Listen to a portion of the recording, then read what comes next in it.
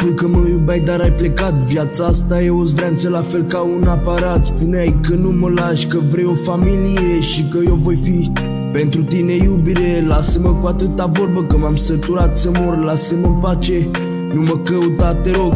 Iubirea te distruge pentru cine nu știa. Iubirea îți ia viața pentru cine și-o dorea. Să mor pe dinăuntru, strau și ascult beat-ul ăsta la masă cu ai mei, dar degeaba nu te pot uita. Mi-ai distrus viața și vrei să o faci din nou. Lasă-mă, te rog, nu răspund la telefon, nu mă mai suna, că nu avem ce discuta. Nu mă lua cu iubire, nu mai vorbi așa, că mi-ai distrus inima când a plecat a ta.